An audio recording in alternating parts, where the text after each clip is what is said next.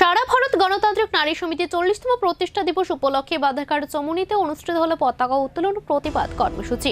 সংগঠনের ডুগলি মহকুমা কমিটির উদ্যোগে এই কর্মসূচির আয়োজন করা হয়। প্রথমে পতাকা উত্তোলনের মাধ্যমে প্রতিষ্ঠা দিবস উদযাপন করা হয়। এরপর রান্নার গ্যাস, সিএনজি ও পিএনজি গ্যাসের মূল্য বৃদ্ধির প্রতিবাদে সেখানে একটি গণ অবস্থান কর্মসূচি সংঘটিত হয়। কর্মসূচিতে অংশ নিয়ে বক্তারা গ্যাসের অস্বাভাবিক মূল্য বৃদ্ধির তীব্র সমালোচনা করেন। এই দিনের কর্মসূচিতে সংগঠনের ডুগলি মহকুমা কমিটির সভানেত্রী মিনতি মজুমদারের সভাপতিত্বে বক্তব্য রাখেন সর্বভারতীয় নারী নেত্রী ঝর্ণা দাস বৈদ্য এবং সিটুর সর্বভারতীয় নেত্রী নীলাঞ্জনা রায়।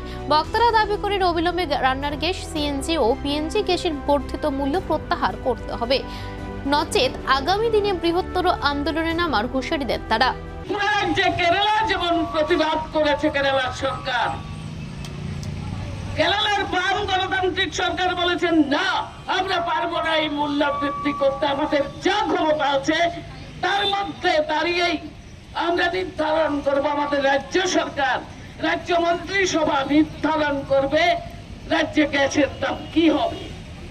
কিন্তু কেন বলছে অফুরন্ত তেল ভান্ডার আমাদের রয়েছে, আমাদের তেলের কোনো ঘাটতি নেই, আমাদের গ্যাসের কোনো ঘাটতি নেই, ত্রিপুরা গ্যাস উৎপাদন হচ্ছে বেশি, সাপ্লাই দেওয়ার মতো ক্ষমতা আছে, তাহলে গরিব জনগণের উপরে এক ধাপে এত মূল্য বৃদ্ধি কেন?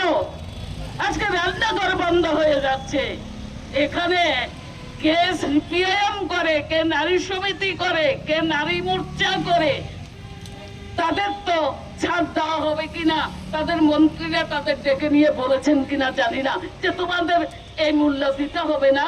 যারা বামপন্থী আন্দোলন করে তারাই শুধু এই মূল্য দেবে, আমরা জানি না। কিন্তু আমরা অন্তত এইটুকু বলতে চাই,